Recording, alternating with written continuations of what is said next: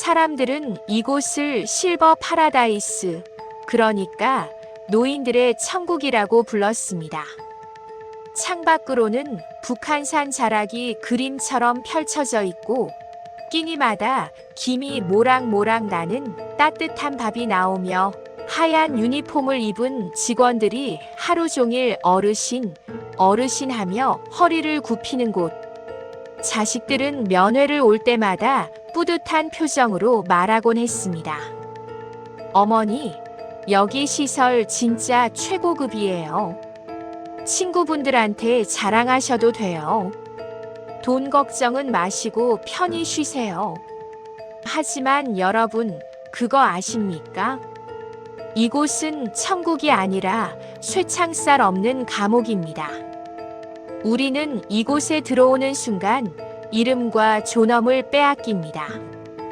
대신 304호 할머니, 치매 어르신, 혹은 기저귀 케어 대상이라는 꼬리표가 붙을 뿐이죠.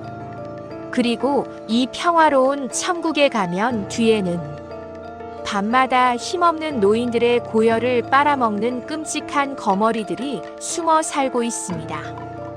지금부터 제가 들려드릴 이야기는 이 화려한 요양원 뒤에 숨겨진 추악한 진실에 대한 기록입니다. 혹시 당신의 부모님이 지금 요양원에 계신가요? 그렇다면 당장 달려가 CCTV부터 확인해 보십시오. 천사의 가면을 쓴 악마가 당신 부모님의 등 뒤에서 웃고 있을지도 모릅니다. 304호실의 아침은 옆 침대 최 여사의 서러운 울음소리로 시작됐습니다. 아니야. 내가 안 그랬어. 내 금가락지. 우리 며느리가 해준 건데. 분명히 베개 속에 넣어놨단 말이야. 여든이 넘은 최 여사는 며느리가 칠순 잔치 때 해줬다는 새돈짜리 금가락지를 잃어버렸다며 며칠째 식음을 전폐하고 있었습니다. 하지만 304호 담당 요양보호사, 우리는 그녀를 독사라고 불렀는데 그녀의 반응은 싸늘하기만 했습니다. 독사는 최 여사의 헝클어진 흰머리를 거칠게 빗겨주며 쏘아붙였습니다. 아유 어르신, 또 시작이시네. 그거 저번에 며느리 왔을 때 잃어버릴까봐 다시 가져가라고 줬잖아요. 치매가 심해지시더니 이젠 사람을 도둑년 취급까지 하시네. 독사의 손길은 매서웠습니다. 빗질 한 번에 최 여사의 고개가 휘청거릴 정도였으니까요. 자꾸 이러시면 독방 가시는 거 아시죠? 원장님한테 일러서 안정제 주사 맞게 할 거예요. 조용히 좀 하세요. 그 주사라는 말 한마디에 최 여사는 겁먹은 아이처럼 입을 다물고 이불을 뒤집어 썼습니다. 저는 맞은편 침대에 누워 자는 척하며 가늘게 뜬 눈으로 그 모든 상황을 지켜보고 있었습니다. 제 이름은 김영자, 올해 75입니다. 고관절 수술 후 재활을 핑계로 3달 전 이곳에 제 발로 들어왔습니다. 자식들에겐 엄마가 요즘 깜빡깜빡한다며 거짓말을 좀 보탰지요. 그래야만 이곳에 진짜 민낯을 볼 수 있을 것 같았거든요. 제 눈에 비친 최 여사는 절대 치매가 아니었습니다. 건망증은 좀 있을지 몰라도 자기 물건 챙기는 데는 평생 시장 장사로 잔뼈가 굵은 저보다 더 철두철미한 양반이었습니다. 그런 최 여사가 금가락지를 며느리에게 돌려줬다고요? 천만에요. 그럴 리가 없습니다. 그리고 이상한 건 그뿐만이 아니었습니다. 저번 주엔 302호 영감님네 틀니 속에 박힌 금리가 감쪽같이 사라졌고 그 전주에는 옆방 할머니의 비취 놀이개가 없어졌습니다. 이 요양원에서는 매주 어르신들이 애지중지하며 몸 깊숙이 숨겨둔 폐물들이 하나둘 증발하는 기이한 사건이 반복되고 있었습니다. 하지만 요양원 측의 대응은 늘 똑같았습니다. 앵무새처럼 말이죠. 어르신이 치매라서 잃어버리고 기억을 못하는 겁니다. 가족들이 가져간 걸 깜빡하신 겁니다. 모든 죄를 힘없는 노인들의 오락가락하는 정신 탓으로 돌리는 너무나도 완벽하고 비열한 범죄. 하지만 그들은 몰랐습니다. 이 방구석에 늙었지만 매의 눈을 가진 제가 숨죽이고 있다는 사실을요. 그날 밤이었습니다. 새벽 2시 요양원의 모든 불이 꺼지고 정막만이 감돌던 시간. 저는 화장실에 가려고 일어났다가 복도 끝에서 어른거리는 그림자를 목격했습니다. CCTV가 닿지 않는 사각지대 비상구 계단 쪽에서 누군가 속닥거리는 소리가 들려왔습니다. 저는 숨을 죽이고 벽에 바짝 붙어 귀를 기울였습니다. 이번 달 수거가 좀 짭짤한데 최할망구거는 처리했어. 굵직한 남자의 목소리였습니다. 응, 금은방 김씨한테 넘겼어. 근데 304호 그 새로 온 영자 할머니 눈빛이 좀 쎄해. 안 속는 눈치야. 여자의 목소리. 익숙했습니다. 바로 우리 방 담당인 독사방 요양보호사였습니다. 그 늙은이가 알면 뭐 어쩔 거야. 약 좀 더 세게 타. 하루 종일 잠만 자게 만들라고. 심장이 쿵쾅거려 터질 것만 같았습니다. 그때 비상구 센서 등이 탁 하고 켜지며 남자의 얼굴이 드러났습니다. 저는 입을 틀어막아야 했습니다. 그 남자는 바로 요양원의 시설 관리인 김 기사였습니다. 평소 말도 없고 순박한 미소로 어르신들 휠체어를 잘 밀어주던 그 김 기사가 독사와 한패였다니. 그들은 단순한 좀도둑이 아니었습니다. 조직적으로 움직이며 노인들을 사냥하는 하이에나 떼였습니다. 다음 날 저는 떨리는 가슴을 진정시키고 원장실 문을 두드렸습니다. 이곳의 원장, 강 원장은 50대 초반의 엘리트로 어르신들을 내 부모님처럼 모시겠습니다 라는 슬로건으로 상까지 받은 유명 인사였습니다. 그라면 이 사태를 해결해 줄 거라 믿었습니다. 원장님, 드릴 말씀이 있어요. 우리 방 최 여사 금가락지 말입니다. 박 선생이랑 김 기사가 가져간 것 같아요. 제가 어젯밤에 두 사람이 이야기하는 걸 분명히 들었습니다. 제 말에 강 원장은 서류에서 눈을 떼고 저를 바라보았습니다. 그의 눈빛은 더없이 인자했습니다. 아이고, 영자 어르신. 또 나쁜 꿈을 꾸셨구나. 요새 드시는 약이 몸에 안 맞으시나 봐요. 그는 제 말을 귓등으로도 듣지 않았습니다. 오히려 저를 측은하다는 듯 바라보며 인터폰을 눌러 간호사를 호출했습니다. 여기 김영자 어르신, 선망 증세가 좀 있으신 것 같네. 신경과 선생님한테 약 처방 좀 다시 봐달라고 해요. 용량을 좀 늘려야겠어. 기가 막혔습니다. 내 증언을 치매 노인의 헛소리, 선망 증세로 치부하다니. 억울함에 입술을 깨물던 그 순간 저는 강 원장의 책상 위에 펼쳐진 서류를 보았습니다. 입소자 재산 현황 파악 리스트. 그 서류 맨 윗칸 제 이름 옆에는 붉은색 펜으로 큼지막한 동그라미가 쳐져 있었습니다. 김영자 시장 상가 건물 2채 보유. 현금 자산 다수. 가족관계 소원함. 등골이 서늘해졌습니다. 이들은 단순히 금반지 몇 개를 훔치는 게 아니었습니다. 원장부터 말단 직원까지 이 요양원 전체가 거대한 거미줄처럼 얽혀 우리들의 전 재산을 노리고 있었던 겁니다. 원장실을 나온 저는 다짐했습니다. 이대로 당하고만 있지 않겠다고. 하지만 혼자서는 무리였습니다.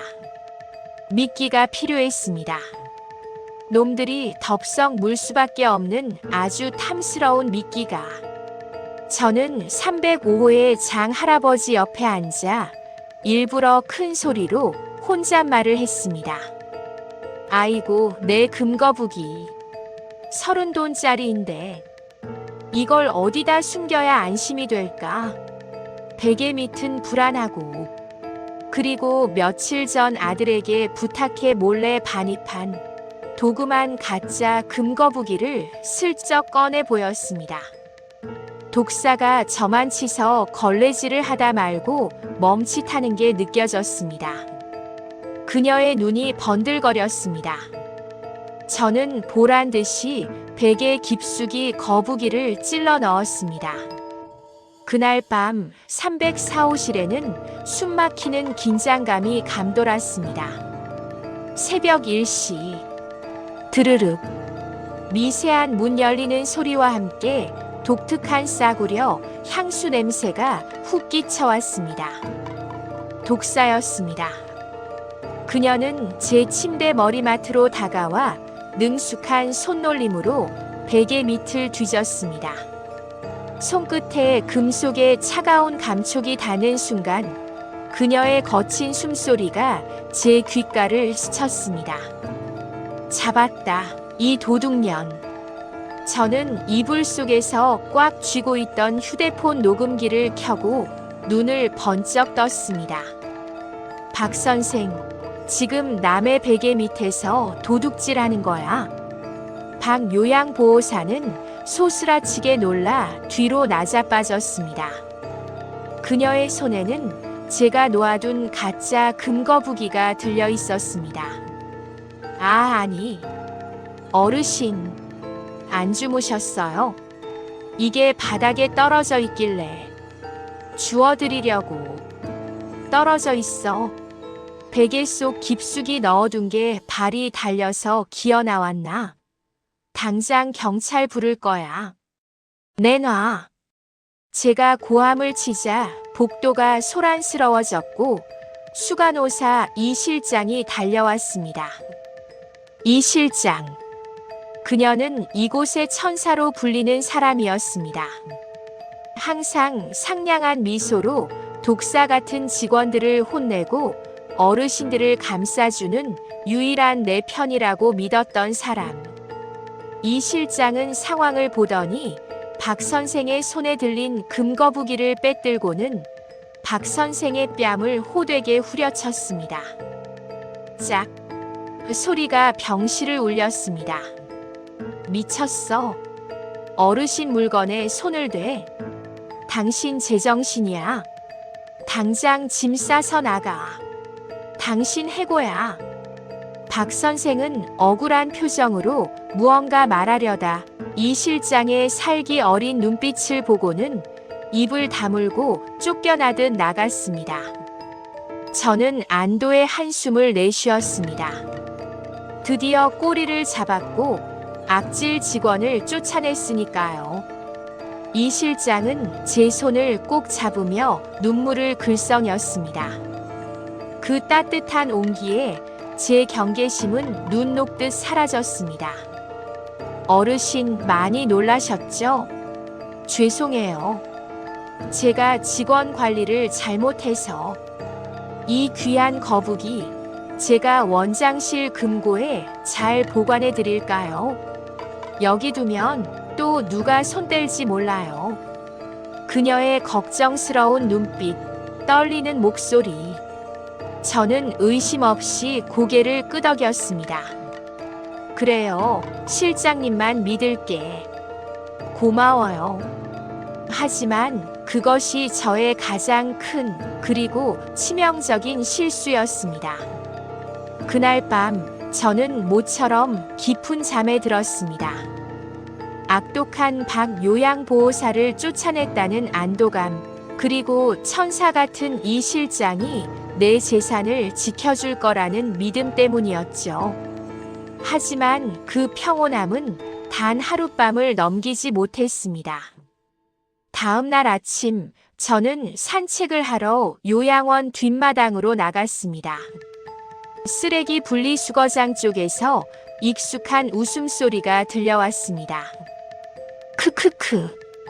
아유, 실장님 연기 대상감이라니까요.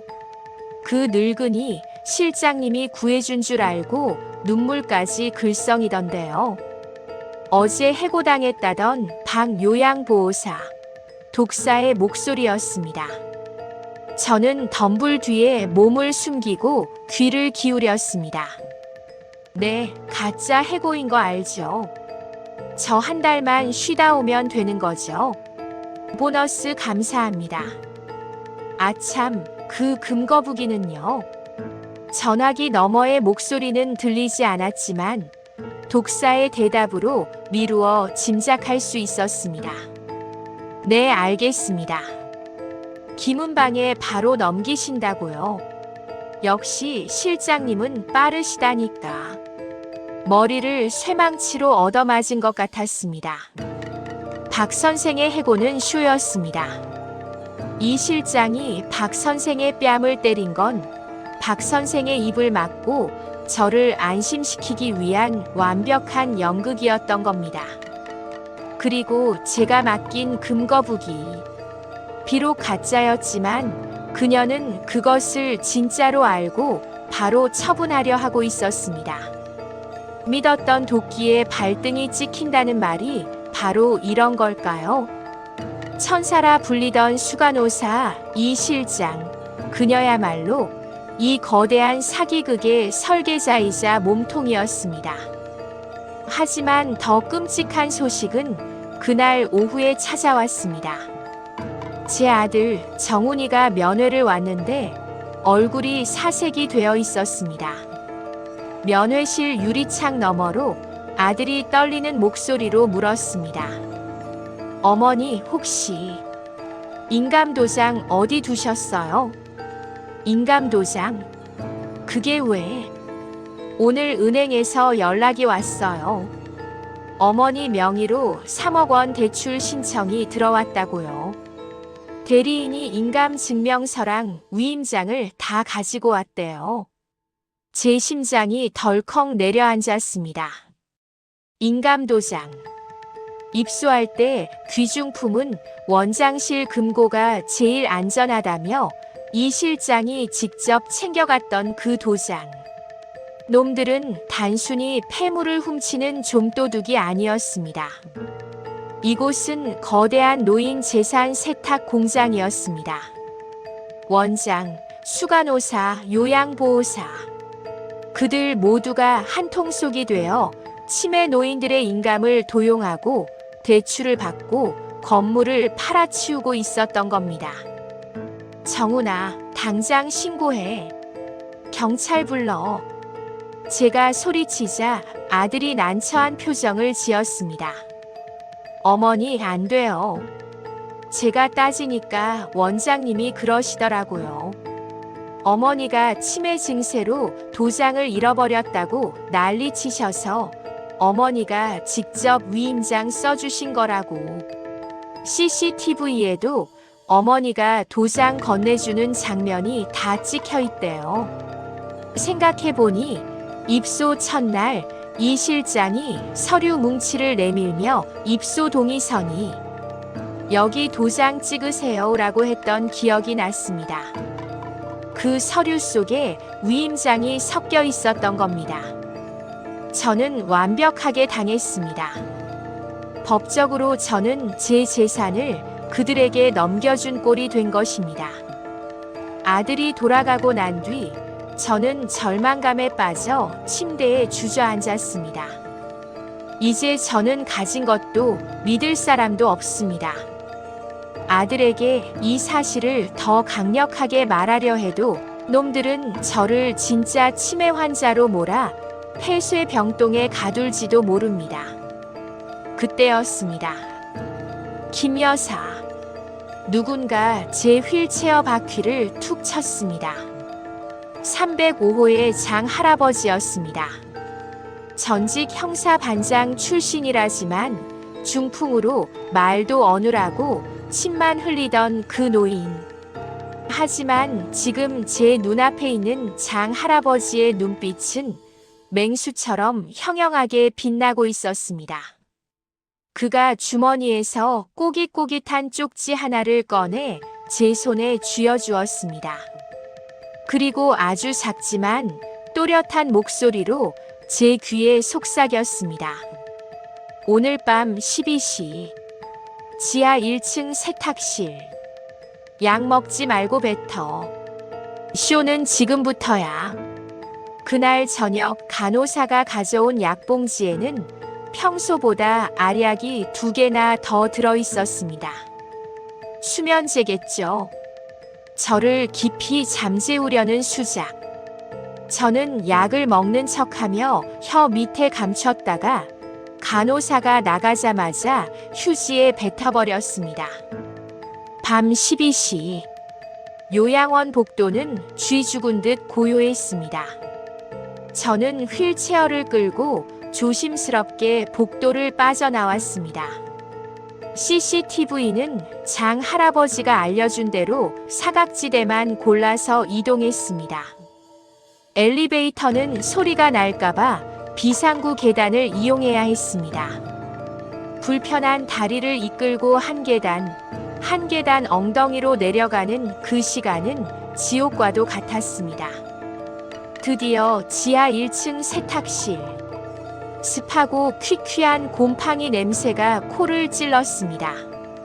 세탁기 돌아가는 소리에 묻혀 사람 말소리는 들리지 않았습니다.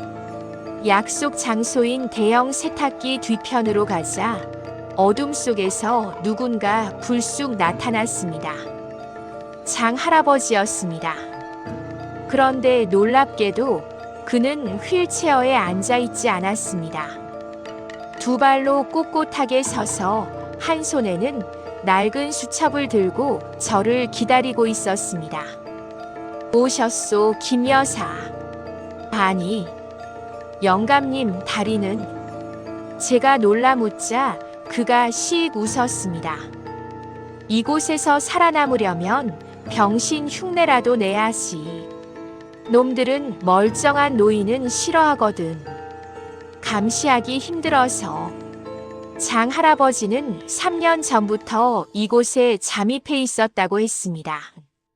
자신의 친구가 이곳에서 의문사한 뒤 그 진실을 파헤치기 위해 스스로 호랑이 굴로 들어온 것이었습니다.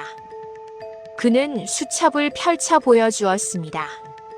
그곳엔 요양원 직원들의 근무표, 비리 장부의 위치, 그리고 실종된 노인들의 명단이 빼곡히 적혀 있었습니다.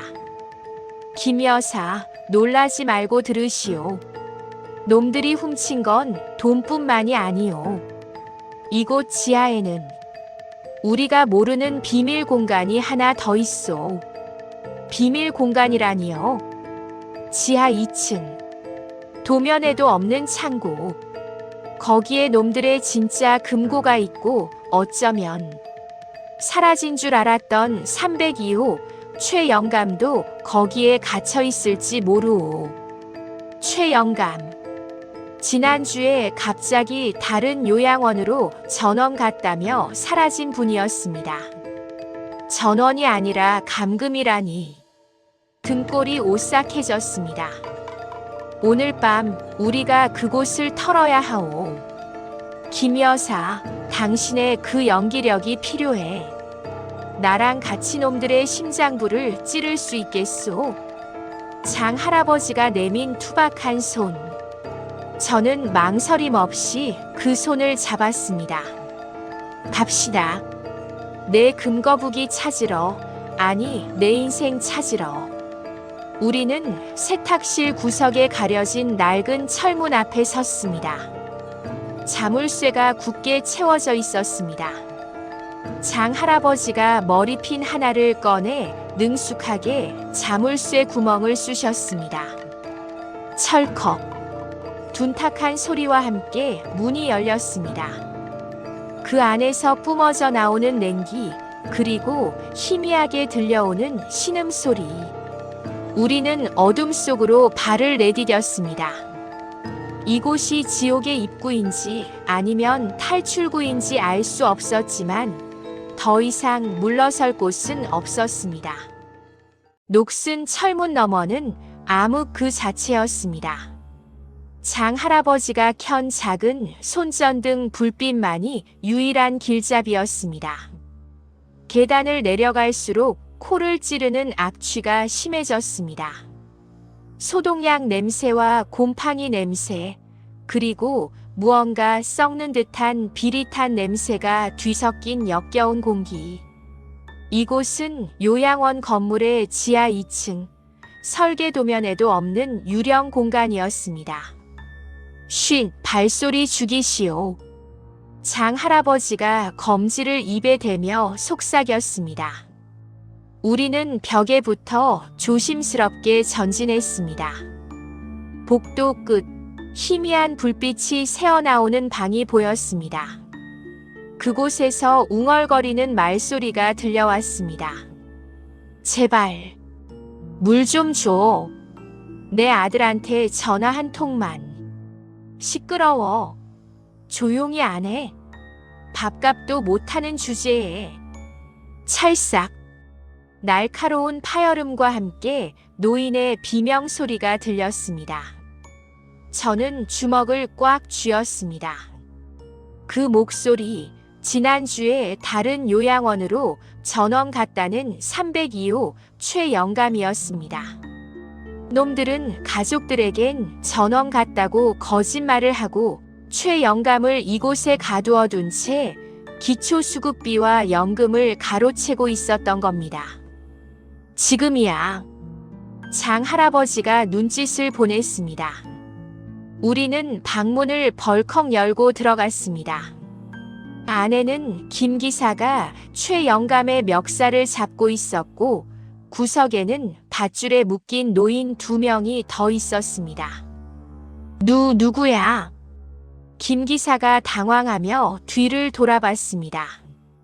그 순간 장 할아버지가 지팡이 사실은 쇠파이프를 위장한 것을 휘둘러 김 기사의 손목을 내리쳤습니다.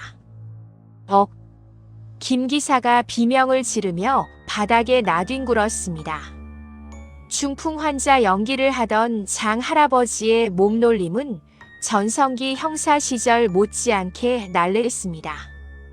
저는 얼른 구석에 있는 소화기를 집어들고 위협했습니다. 허튼 수작 부리면 이걸로 머리통을 깨버릴 거야. 당장 열쇠 내놔. 김 기사는 믿을 수 없다는 표정으로 우리를 쳐다봤습니다. 이 늙은이들이 미쳤나. 그가 품 안에서 무전기를 꺼내려 했습니다. 지원 요청을 하려는 거겠죠. 그때였습니다. 어둠 속에서 또 다른 그림자가 튀어나와 김 기사의 뒤통수를 벽돌로 가격했습니다. 퍽. 김 기사는 짧은 신음과 함께 기절했습니다. 쓰러진 김 기사 뒤로 나타난 사람. 그는 바로 304호 제 옆 침대의 최 여사였습니다. 치매에 걸려 금반지를 잃어버렸다고 울던 그 최 여사가 지금 벽돌을 들고 서늘한 표정으로 서 있었습니다. 아니, 최 여사님, 여긴 어떻게? 제가 놀라 묻자 최 여사가 씩 웃으며 머리칼을 쓸어 넘겼습니다. 김 여사만 연기하는 줄 알았어. 나도 이놈들 잡으려고 6개월을 미친 척했어. 내 금반지, 그거 놈들 방심하게 하려고 내가 일부러 흘린 거야. 알고 보니 최 여사는 전직 간호사 출신으로 이 요양원의 약물 비리를 의심하고 잠입한 내부 고발자였습니다. 그녀는 매일 밤 자신이 먹을 약을 몰래 버리고 직원들의 동태를 살피며 결정적인 증거를 모으고 있었던 겁니다. 장 할아버지 형사, 최 여사 간호사, 그리고 저 김영자 시장통 장사꾼. 우리는 각자의 목적을 가지고 이곳에 모인 요양원 어벤져스였던 셈입니다. 감동적인 재회는 나중에 합시다. 일단 이 사람들부터 풀어주고 놈들의 진짜 금고를 털어야 해. 장 할아버지가 김 기사의 허리춤에서 열쇠 꾸러미를 챙겼습니다. 우리는 갇혀있던 최 영감과 다른 노인들을 풀어주었습니다. 그들은 눈물을 흘리며 우리 손을 잡았습니다. 고맙소. 정말 고맙소. 자, 이제 2라운드 시작입니다. 최 여사가 벽에 걸린 달력을 걷어내자 그 뒤에 숨겨진 육중한 금고가 나타났습니다. 이곳에 우리들의 인감 도장, 통장, 그리고 사라진 폐물들이 모두 들어있을 겁니다. 하지만 금고는 디지털 도어락으로 잠겨 있었습니다. 비밀번호를 모르면 열 수 없었습니다. 이건 내 전공이지. 제가 나섰습니다. 시장통에서 금고 열쇠 잃어버린 상인들 금고 따주던 실력이 아직 녹슬지 않았길 바랐습니다. 청진기 같은 건 없었지만 손끝의 감각과 김 기사가 떨어뜨린 수첩 속 메모를 조합해 번호를 유추했습니다.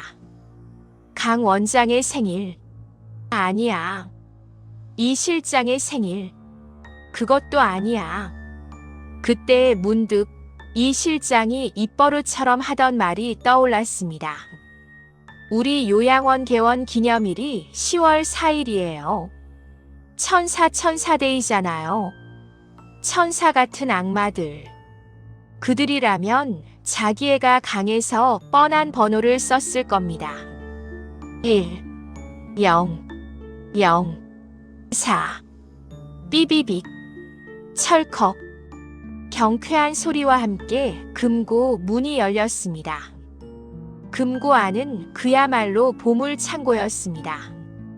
어르신들의 금반지, 금리, 옥비녀가 수북이 쌓여 있었고 그 옆에는 수십 개의 인감 도장과 통장 묶음이 정리되어 있었습니다. 그리고 가장 안쪽 서류 봉투 하나가 눈에 띄었습니다. 이면 계약서 마이너스 원장 강철수 앤드 수간호사 이민정. 그 서류에는 이 요양원 건물을 담보로 불법 대출을 받아 해외 도피 자금을 마련하려는 계획이 상세히 적혀 있었습니다. 심지어 처리 대상자 명단에는 오늘 날짜로 제 이름이 적혀 있었습니다. 오늘 밤 저를 약물 과다 복용으로 위장해 처리하려 했던 겁니다. 이 나쁜 놈들. 분노로 손이 떨렸습니다. 그때 복도 쪽에서 웅성거리는 소리와 발자국 소리가 들려왔습니다. 김 기사, 왜 무전 안 받아? 무슨 일 있어? 이 실장의 날카로운 목소리였습니다. 김 기사가 연락이 없자 확인하러 내려온 모양입니다. 남자 직원 서너 명의 발소리가 점점 가까워지고 있었습니다. 우리는 도간에 든 쥐가 되었습니다. 출구는 그들이 오는 계단 하나뿐. 장 할아버지가 쇠파이프를 고쳐 잡으며 비장하게 말했습니다. 김 여사, 최 여사. 당신들은 증거 챙겨서 환기구로 나가시오. 여긴 내가 맡겠소. 무슨 소리야. 늙은이 혼자서 어떻게 막아. 가시오. 이 증거가 세상에 나가야 우리가 이기는 거요. 그는 우리를 환기구 쪽으로 밀치고 문을 걸어 잠갔습니다. 영감님. 철문 너머로 이 실장과 직원들이 도착해 문을 부수려는 소리가 들렸습니다. 이 늙은이가 죽고 싶어서 환장했나. 문 열어. 쾅, 쾅, 쾅. 우리는 눈물을 머금고 좁은 환기구 통로를 기어가기 시작했습니다. 장 할아버지의 희생을 헛되이 할 수 없었습니다. 반드시 살아서 이 지옥 같은 요양원의 실체를 세상에 까발려야 했습니다. 환기구 끝에서 희미한 달빛이 보였습니다. 탈출구였습니다. 하지만 밖으로 나온 우리를 기다리고 있는 것은 경찰차가 아니었습니다. 요양원 정문 앞에 검은 양복을 입은 사내들이 쫙 깔려 있었습니다. 그리고 그들 한가운데 인자한 미소는 온데간데 없는 강 원장이 골프채를 들고 서 있었습니다. 아이고, 영자 어르신. 밥 마실 나오셨어요? 거기는 위험한데. 강 원장이 섬뜩하게 웃으며 우리에게 다가왔습니다. 우리는 포위되었습니다. 증거는 손에 있지만 전할 방법이 없었습니다. 절체절명의 위기. 그때였습니다. 어둠 속에서 헤드라이트 불빛이 강 원장을 비췄습니다. 부르릉.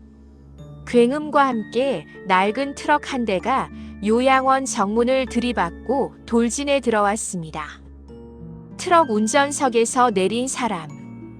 그는 바로 죽은 줄 알았던 장 할아버지의 형사 후배 박 반장이었습니다. 그리고 조수석에서는 제 아들 정훈이가 경찰들과 함께 내리고 있었습니다. 꼼짝 마. 경찰이다. 트럭의 헤드라이트가 어둠을 가르며 강 원장 일당을 비췄습니다. 꼼짝 마. 경찰이다. 전원 무기 버리고 손머리 위로 올려. 확성기에서 울려 퍼지는 박 반장의 굵직한 목소리에 골프채를 들고 설치던 강 원장의 얼굴이 백지장처럼 하얗게 질렸습니다. 이게 무슨... 강 원장이 뒷걸음질 치자 그의 수하들도 우왕좌왕하며 무기를 떨어뜨렸습니다. 제 아들 정훈이가 경찰들 틈에서 뛰쳐나와 저에게 달려왔습니다. 어머니, 괜찮으세요? 정훈아. 저는 아들을 부둥켜 안고 참았던 눈물을 터뜨렸습니다. 아들의 등 뒤로 무장한 경찰들이 일제히 요양원 직원들을 제압하는 모습이 보였습니다. 당신들 특수감금, 상해, 사기, 횡령 혐의로 긴급 체포합니다. 변호사 선임할 권리 있고. 상황은 순식간에 역전되었습니다. 사실 제 아들 정훈이는 제가 보낸 암호 문자 금거북이는 가짜다를 보고 이상함을 느껴 경찰인 친구를 통해 장 할아버지의 후배인 박 반장과 미리 접촉했던 것입니다. 그들은 밖에서 대기하며 결정적인 증거가 나오기만을 기다리고 있었고 우리가 탈출하는 순간을 포착해 급습한 것이었죠. 하지만 아직 안심할 수 없었습니다. 지하에 갇힌 장 할아버지가 걱정되었습니다. 박 반장님, 지하 2층. 거기에 장 형사님이 갇혀 있어요. 놈들이 문을 부수고 들어갔다고요. 제 외침에 박 반장의 눈빛이 변했습니다. 뭐라고요? 선배님이. 박 반장은 즉시 특공대를 이끌고 건물 안으로 진입했습니다. 저와 최 여사도 아들의 부축을 받으며 뒤를 따랐습니다. 지하 2층 철문 앞. 문은 이미 부서져 너덜거렸고 안에서는 둔탁한 타격음이 들려왔습니다. 죽어라 이 늙은이야. 이 실장의 표독스러운 고함 소리였습니다. 박 반장이 진입하며 소리쳤습니다. 동작 그만. 현장은 처참했습니다. 장 할아버지는 바닥에 쓰러져 피를 흘리고 있었지만 그의 손은 끝까지 이 실장의 발목을 놓지 않고 있었습니다. 그리고 그 주변에는 놀랍게도 갇혀있던 노인들이 휠체어를 밀고 지팡이를 휘두르며 직원들에게 저항하고 있었습니다. 우리도 더 이상은 안 당해. 내 금이빨 내놔. 이 도둑놈들아. 힘없는 노인들이 뭉쳐 거대한 악에 맞서고 있었던 겁니다. 경찰들이 들이닥쳐 이 실장과 김 기사 그리고 나머지 직원들을 모조리 제압했습니다. 수갑을 찬 이 실장은 끝까지 발악했습니다.